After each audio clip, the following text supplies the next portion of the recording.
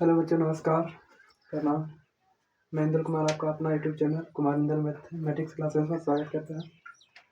आज हम वर्ग नवमी के प्रश्नावली 1A के क्वेश्चनों को हल करेंगे, जिसमें दिया गया है कि नीचे दिए गए कथनों में सत्य और असत्य कथनों को पहचान करें। मतलब कुछ क्वेश्चन दिए गए हैं जिन्हें हमें देखकर यह पहचानना है कि कौन सी क्वेश्चन सत्य है और कौन सी क्वेश्चन असत्य है। तो इसको पहचानने के लिए पहले हमने आगे की वीडियो में आपको बता चुके हैं कि एक प्रॉपर सेट होती है। तो प्रॉपर सेट में एन फॉर क्या, यानी प्रकृत संख्या है, डब्ल्यू फॉर पूर्ण संख्याएं, जेड फॉर पूर्णांक संख्याएं और क्यू फॉर परिमेय संख्याएं तथा आर फॉर वास्तविक संख्याएं बता चुके थे। ठीक है, तो इसी के अनुसार हम जैसे ये सारे क्वेश्चनों को हल करेंगे। तो चलते हैं, देखते हैं। बोल रहा है प्रत्येक पूर्णांक एक परिमेय संख्याएं हैं। प्रत्येक पूर्णांक एक परिमेय संख्या है।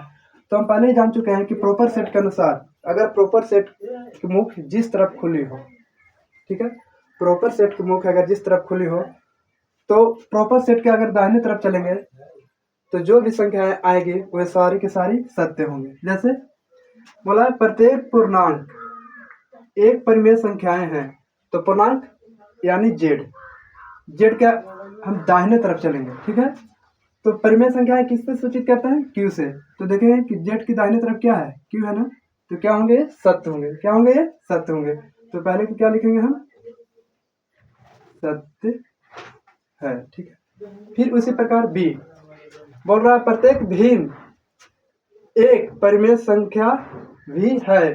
तो भिन्न संख्या क्या होती है, जो बटे के रूप में हो, जो पी बटे क्यू के रूप में हो। और परिमेय संख्या भी क्या होती है, परिमेय संख्या हम उस संख्या को कहते हैं जो p बाई क्यू के रूप में हो, जहां q इक्वल टू नोट क्या हो, 0 हो, यानी q 0 के बराबर न हो। तो देखो जैसे हम लिखते हैं 3/4, 5/2 या 1/2, ये सभी क्या है, भिन्न संख्याएं हैं। क्या है, सभी भिन्न संख्याएं। और इन संख्याओं को हम क्या बोलेंगे, परिमेय संख्या भी हम बोल सकते हैं। इसलिए क्या होंगे, ये भी संख्याएं परिमेय संख्याएं होंगे। तो इसको क्या लिखेंगे हम, सत्य होंगे। ठीक, फिर प्रत्येक प्रकृत संख्याएं एक पूर्ण संख्या होती है। प्रत्येक प्रकृत संख्याएं एक पूर्ण संख्या होती है। तो प्रत्येक प्रकृत संख्याएं एक पूर्ण संख्याएं होते हैं। तो देखेंगे प्रकृत संख्या के लिए n और पूर्ण संख्या के लिए w है। तो देखते हैं कि n के दाहिने तरफ क्या है, w, यानी प्रॉपर सेट के मुख w की तरफ खुला हुआ है ना, तो भी क्या हो जाएंगे, सत्य हो जाएंगे। ठीक, फिर उसी प्रकार डी प्रत्येक पूर्णांक एक पूर्ण संख्या होती है। बोल रहा है कि प्रत्येक पूर्णांक जो होती है एक पूर्ण संख्याएं होती है। तो इसके हम जांचेंगे, प्रॉपर सेट के अनुसार चलते हैं। क्या बोल रहा है कि प्रत्येक पूर्णांक यानी जेड एक पूर्ण संख्याएं होती है, यानी डब्लू। तो क्या हो रहा है कि प्रॉपर सेट का मुख किस तरफ खुला हुआ है, जेड की तरफ, जबकि खुला होना चाहिए किस तरफ, सत्य होने के लिए डब्लू की तरफ ना। तो ये क्या हो जाएंगे, असत्य हो जा रहे हैं। क्या हो जाएंगे, ये असत्य हो जाएंगे, क्योंकि इनका मुख किस तरफ खुला हुआ है, जेड की तरफ। और जेड किसको सूचित करता है, पूर्णांक संख्या को। तो इसलिए क्या हो जाएगा, यहाँ पर असत्य हो जाएंगे। ठीक, फिर ये देखेंगे प्रत्येक पूर्ण संख्या एक प्रकृत संख्या है। प्रत्येक पूर्ण संख्याएं एक प्रकृत संख्या है, यानी पूर्ण संख्या और प्रकृत संख्या है। प्रकृत संख्या n और पूर्ण संख्या है w। प्रॉपर सेट के अनुसार देखते हैं तो प्रॉपर सेट का मुख्य जो है w की तरफ खुला हुआ है। किस तरफ खुला हुआ है, w की तरफ खुला हुआ है, जबकि उसके खुलना चाहिए किस तरफ, यानी n की तरफ खुलना चाहिए। इसलिए भी क्या हो जाएंगे, ये असत्य हो जाएंगे। क्या होंगे, असत्य होंगे।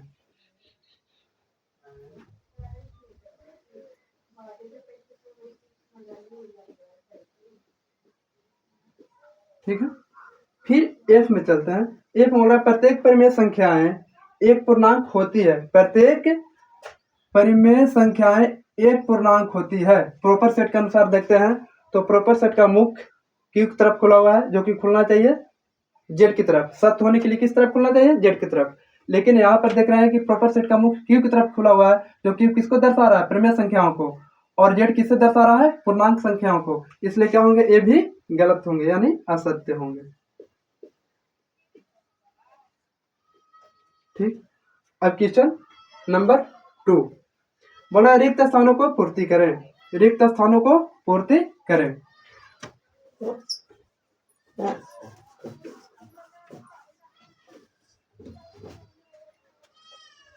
क्वेश्चन नंबर ए में दिया है 2/3 -1/2 0 और 5/6।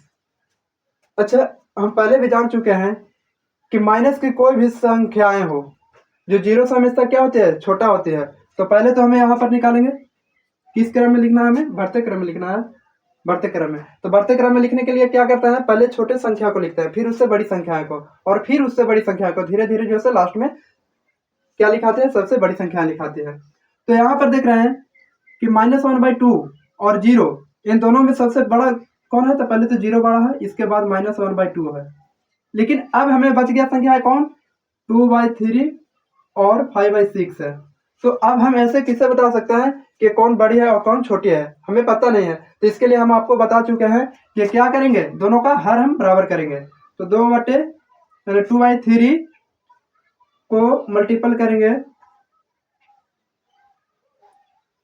2 से, और नीचे भी अंश तथा हर दोनों में गुना करेंगे। फिर उसी प्रकार 5/2 गुना 2। ठीक है,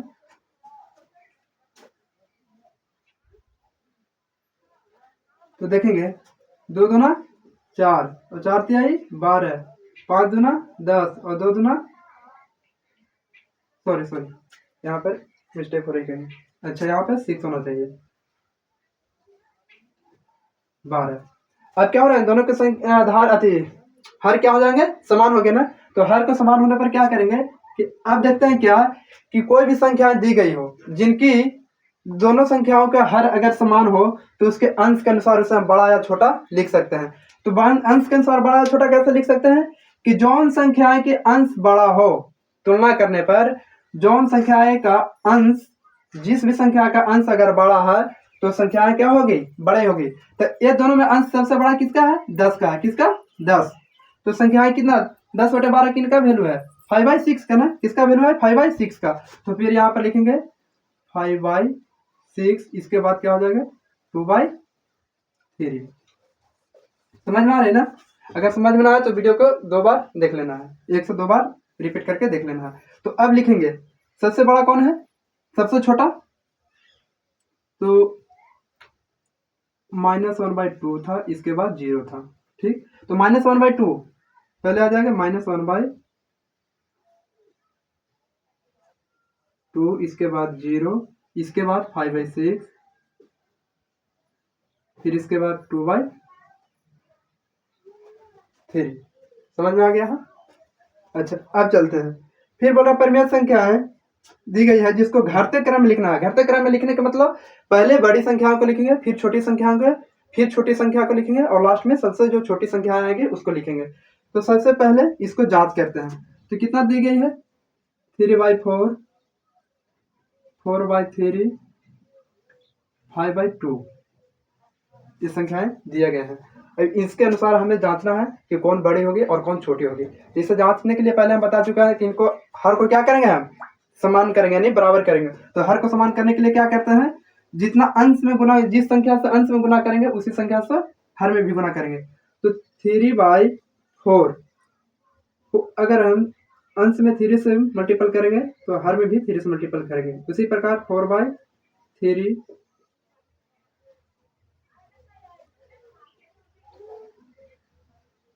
सॉरी यहाँ पर हमें हर को बराबर करना है ना।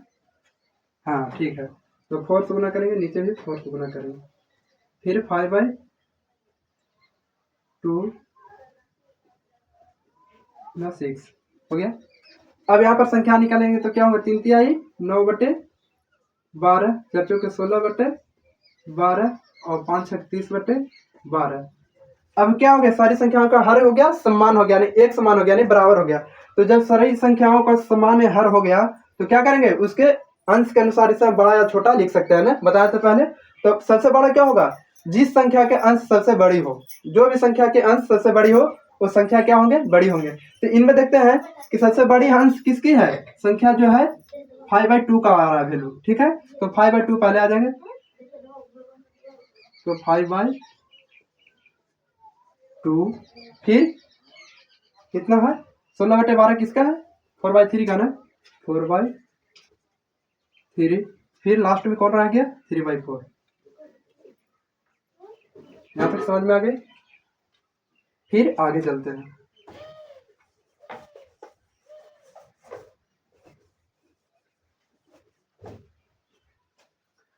फिर बोला कि संख्या रेखा पर निम्नलिखित संख्याओं को दर्शाइए। मतलब संख्या रेखा पर हमें क्या करना है, जो दी गई है क्वेश्चन उसको हमें दर्शाना है। तो पहला क्या दिया गया है, एक संख्या रेखा लेते हैं पहले, ठीक है। एक संख्या रेखा लेते हैं, प्लस इन्फिनिटिव और माइनस इन्फिनिटिव, इसके बीच संख्या हम क्या मानते हैं, जीरो मानते हैं, ठीक।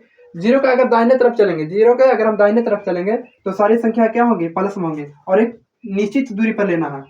तो 1 2 3 4, अगर ना हो तो आप स्केल की सहायता से समान दूरी पर जो है चिन्हित करेंगे, ठीक है। फिर माइनस, जीरो के बाएं तरफ चलेंगे तो सारी संख्या माइनस में होंगी, 1 2 3 4,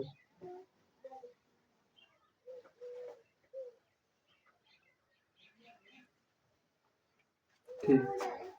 अच्छा, क्वेश्चन क्या दिया है, 2/3, क्वेश्चन हमें क्या दिया है, 2/3 दी गई है, ठीक।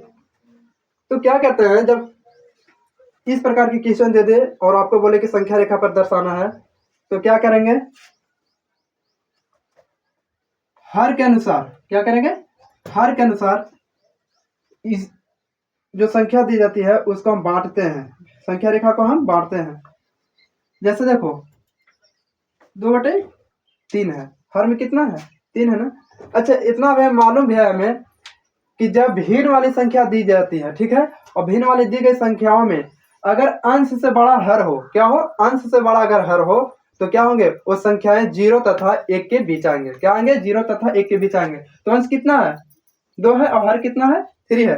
तो यहाँ पर क्या हो रहा है कि ये संख्याएं की मान जो भी आएगी वो 0 तथा 1 के बीच में आएगी। तो 0 तथा 1 के बीच यहाँ है ना, तो ठीक, हाँ यही है, ठीक। तो सर अब कैसे दर्शाएंगे, तो दर्शाने के लिए क्या करेंगे, जो हर होता है ना उसके अनुसार जो संख्या को डिवाइड करते हैं, इस रेखा को हम क्या करेंगे, डिवाइड करेंगे। तो 3 बराबर भागों में बांटेंगे, तो 1 2 3 गिनेंगे, 1 2 3, 3 बराबर संख्या भागों में बांटा कि नहीं, 1 2 3। अच्छा, अब क्या लिखेंगे, अब जब इसे दर्शाना होता है तो अंश के अनुसार लिखते हैं। तो अंश कितना है, 2 है ना, तो 1 2 यानी इस रेखा को बढ़ाएंगे, किसको बढ़ाएंगे, हम इसको बढ़ाएंगे, यहाँ पे लिखेंगे क्या, 2/3। अगर ना समझ में आए तो आगे समझ जाएंगे, बी को हम देखते हैं, ठीक है। किसका था, ए का था। बी में क्या है, बी में संख्या दी गई है कितना, 7/4, यही ना। चलो एक संख्या रेखा हम खींचते हैं, ये प्लस इन्फिनिटी और ये माइनस इन्फिनिटी, ठीक है। बीच में संख्या लेंगे 0, 0 के दाहिने तरफ की सारी संख्या क्या आएंगे, प्लस में आएंगे, 1 2 3 4, माइनस में आएंगे नहीं सभी,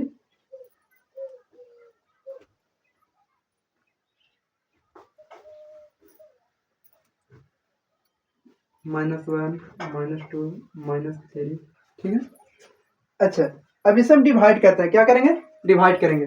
7/4 है ना, यहाँ पर देख रहे हैं कि सर यहाँ जो संख्या दी गई है उसका अंश जो है हर से बड़ा है, क्या है, अंश जो है हर से बड़ा है। तो अंश हर से अगर बड़ा हो तो इसके लिए कोई दिक्कत की बात नहीं है, पहले उसे हम क्या करेंगे, भाग देंगे। तो क्या 4/7 था ना, भाग देंगे, 4 1 जा 4, रिमाइंडर कितना बचेगा, 3। तो इससे जब लिखेंगे तो क्या हो जाएगा, हमारी संख्याएं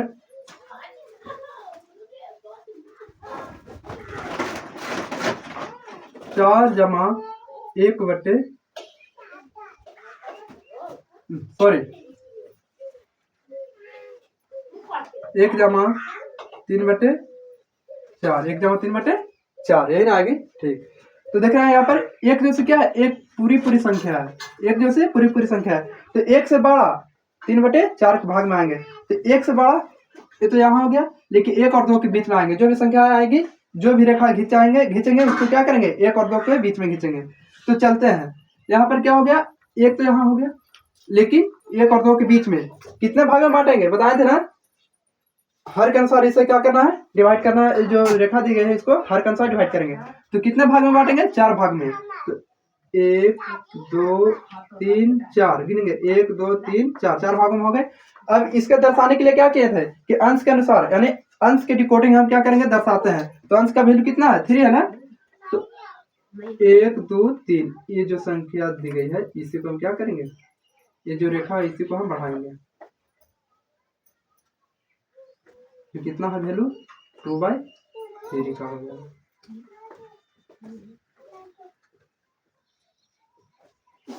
फिर आगे कितना दिया गया, -3/5, -3/5। फिर संख्या एक रेखा लेंगे,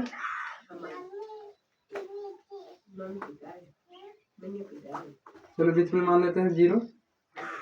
अच्छा, इस तरफ हम अब क्या करेंगे, दाहिने तरफ की संख्या को नया लिखेंगे। क्यों नहीं लिखेंगे, बोलेंगे सर तो गलत हो जाएगा। नहीं, गलत नहीं होगा। क्यों गलत नहीं होगा, क्योंकि हमें जरूरी किस तरफ की है, माइनस की तरफ की है, यानी -∞ की तरफ हमें जरूरी है।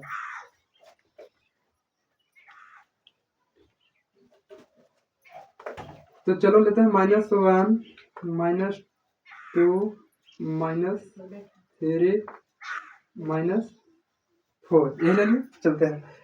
अच्छा, क्या करेंगे, ये तो हम देख रहे हैं कि अंश क्या हर से छोटा है ना, तो अंश हर से छोटा है तो जाहिर सी बात है कि 0 तथा 1 के बीच में आएगी, 0 तथा 1 के बीच में आएगी ना। ठीक है, तो इसको क्या करेंगे, हर के अनुसार क्या करेंगे, इस जो रेखा है इसको डिवाइड करेंगे ना। तो चलो डिवाइड करो, कितने भाग में बांटना है, 5 भागों में ना। तो 1 2 3 1 2 3 5 हो गया ना। चलो अब देखते हैं, फिर इसको दर्शाएंगे किसके डिकोडिंग, अंश के डिकोडिंग। तो अंश में कितना है, 3 है ना। चलो तो 1 2 3 कहाँ आ रहा है, यहाँ पर आ रहा है ना, 1 2 3।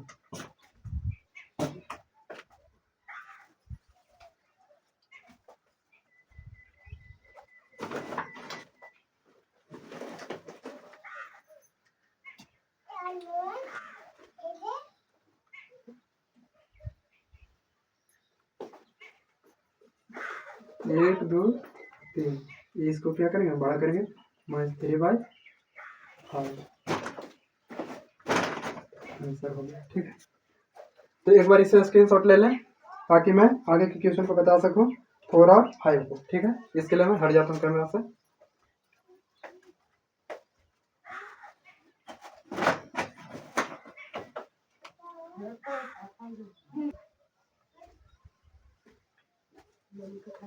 तो क्वेश्चन 4 और 5 को देखते हैं। 4 में क्या बोल रहा है, 1 और 2 के बीच 5 परिमेय संख्या ज्ञात करना। कितने संख्या है, 5 परिमेय संख्या ज्ञात करना।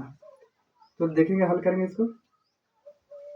1 और कितना 2 है ना, ये दोनों के बीच हमें 5 परिमेय संख्या निकालना है।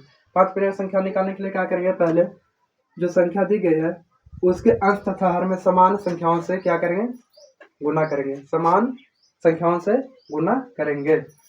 ठीक, तो 6 से 6 अंश था, 6 हर से भी हम गुना किए। ठीक है, उसी प्रकार 2 में भी समान संख्याओं के अंश तथा हर से गुना करेंगे। गुना करेंगे तो कितना होगा, 6/6, 6 दूना का 12/6। अच्छा देखो, 6 से 12 के बीच में परिमेय संख्या 5 को निकलेगा कि नहीं निकलेगा, 6/7, 6/8, 6/9, 6/10, 6/11, ऐसा ही क्या होंगे, 5 परिमेय संख्या होते हैं। गिनते हैं, देखते हैं। 6/6 से बीच में 6/7, 6/8, 6/9, 6/10, 6/11 और 6/12 गिनेंगे, इसके बीच में है कि ना, 1 2 3 4 5, 5 परिमेय संख्या में मिल गया ना। तो सबसे आसान तरीका क्या है कि जो दी गई संख्या रहती है उसके उस संख्याओं में अंश तथा हर में समान संख्याओं से क्या करेंगे, हम गुना करेंगे। और गुना करने के बाद उनके बीच की परिमेय संख्याओं को लिख सकते हैं। ठीक है, तो चलो पहले का चौथा का क्या है, हमें चौथा क्या हमें ये क्वेश्चन दिया गया ना कि 1 तथा 2 के बीच में 5 परिमेय संख्या ज्ञात करेंगे। ठीक, तो 5 परिमेय संख्या ज्ञात करने के लिए क्या करेंगे, 1 को गुना करेंगे 6/6 से, उसी प्रकार 2 को भी क्या करेंगे, गुना करेंगे 6/6 से, तो हो जाएगा कितना 6/6 और ये हो गया 6 गुना का 12, यानी 2 6 जा 12/6। अभी इनके बीच 5 परिमेय संख्या निम्न हो सकते हैं, 5 परिमेय संख्याएं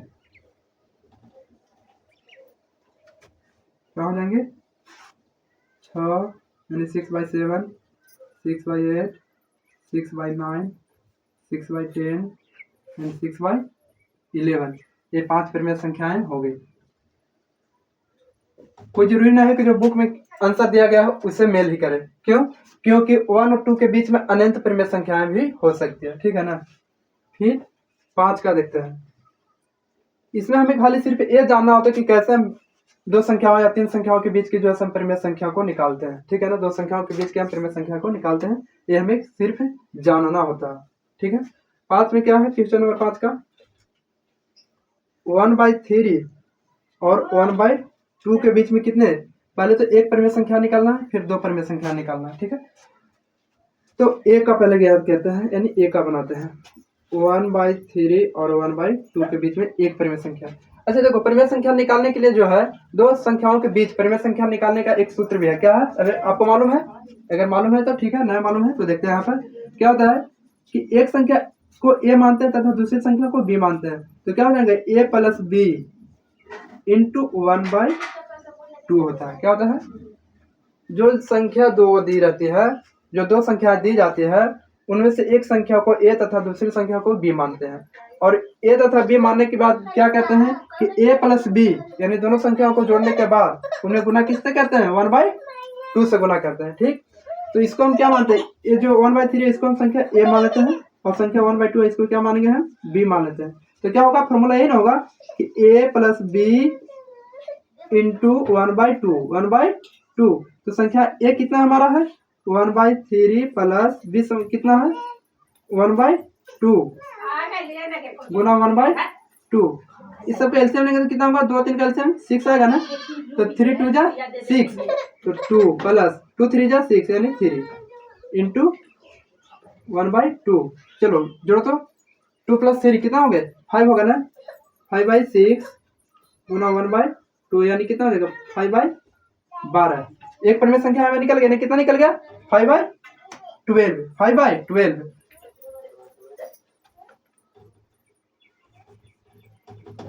ठीक है, तो 5 का ए, 5 का ए का आंसर हो जाएगा कितना बाबू, 5/12। अच्छा, अब बी में क्या निकालना है हमें, 5 का बी में निकालना है ना, तो 5 का बी में हमें निकालना है क्या, बोला था अभी 2 परिमेय संख्या निकालना है, तो एक परिमेय संख्या तो यही हो जाएगा ना, 5/12 तो होगा ही। ठीक है, अब दूसरी परिमेय संख्या निकालना है, दूसरी तीसरी चौथी पांचवी कितना भी प्रकृत संख्या निकालने के प्रकृत संख्या निकालने के लिए, ऐसी परिमेय संख्या निकालने के लिए क्या है, तो क्या करेंगे, जो एक परिमेय संख्या ज्ञात होगी उसको ले लेंगे, और एक परिमेय संख्या जो मूल संख्या दी गई थी उसमें से ले लेंगे। ठीक है, तो एक परिमेय संख्या हमें कितना ज्ञात हुआ, 5/12 ज्ञात हुआ ना, यानी 5/12। देखिए एक परिमेय संख्या ये दोनों में से किसी को हम ले सकते हैं, कोई जरूरी नहीं है 1/3 या 1/2 के लेंगे, नहीं, ये दोनों में से हम किसी को भी लेते हैं। तो चलो हम लेते हैं कितना, 1/2 को लेते हैं, हम कितना के लेते हैं, 1/2 का लेते हैं। ठीक है, तो एक ले लिया 1/2। ठीक, अच्छा अब देखो इसको मानते हैं ए और इसको क्या मानते हैं, बी, तो फॉर्मूला हमें मालूम है ना कि ए प्लस बी इंटू 1/2 होता है, तो ए का वैल्यू कितना है, 5/12 है, यानी 5/12 प्लस 1/2 इंटू 1/2। अच्छा एलसीएम लेंगे ना, तो 12 और 2 का एलसीएम 12 आएगा, कितना आएगा, 12 1 जा 12, तो यहाँ क्या करेंगे, 5 में जब 1 से मल्टीपल करेंगे तो 5 प्लस 2 6 जा 12, 1 में 6 से मल्टीपल करेंगे तो 6 इंटू 1/2, 5 + 6 11, कितना, 5 + 6 11/12 इंटू 1/12, 11 1 जा 11, कितना हो जाएंगे, 11 1 जा 11 और 12 2 जा 24, 4 यानी कितना हो गया संख्या जब ज्ञात हो 11/24 हो 11 बाई कितना 24 प्राप्त होना, तो दूसरी संख्या क्या हो जाएंगे 11/24। ठीक है, इस प्रकार से हम ऋण संख्याओं को ज्ञात कर सकते हैं।